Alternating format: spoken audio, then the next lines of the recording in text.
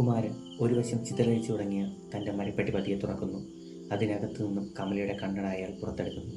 ശ്രദ്ധയോടെ തന്നെ തൻ്റെ മുഖത്തത് വെച്ചതിന് ശേഷം പതിയെ മൺമറഞ്ഞു പോയ തൻ്റെ പ്രിയതമയെ അയാൾ കാണുന്നു.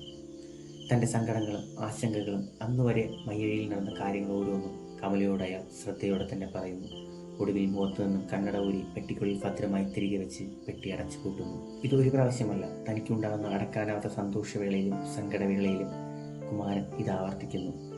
മയ്യഴിയിൽ നിന്നും ഫ്രഞ്ചുകാർ വിട പറഞ്ഞു പോയതിനു ശേഷം ഒരുപാട് മാറ്റങ്ങൾ അവിടെ സംഭവിക്കുന്നു. ധർമ്മപാലൻ, ഫൽഗുണൻ, അസന്നാർ, മാധവൻ തുടങ്ങിയ കഷ്ടപ്പാടിൽ നീന്തി തുടിച്ചവർ ഓരോരുത്തരും കാറും ബംഗ്ലാവുമുള്ള സമ്പന്നരായി മാറുന്നു.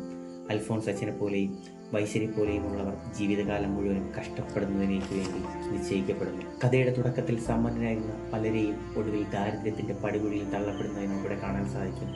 ദരിദ്രരായിരുന്ന പലരും സമ്പന്നതയുടെ കൊടുമുടിയിലും ആടിനെ പോറ്റുന്ന ചാത്തുവിൽ നിന്ന് ആടിനെ പോറ്റാത്ത ചാത്തുവായി തൻ്റെ കയ്യിൽ നിന്ന് ആടിനെ വിലക്കി വാങ്ങിയ കപ്പ്യാർ ഒടുവിൽ ജീവിക്കാൻ വേണ്ടി ആടിനെ വിൽക്കുന്നതുമായ പരിണാമം നമുക്കിവിടെ കാണാനായിട്ട് സാധിക്കുന്നു. കുറേയധികം കഥാപാത്രങ്ങൾ ഉള്ള ഈ നോവലിൽ ആരെയും തന്നെ കേന്ദ്ര കഥാപാത്രമാക്കി മാറ്റാതെ എന്നുകൊണ്ട് നമുക്ക് മുന്നിൽ അവതരിപ്പിക്കുകയാണ്.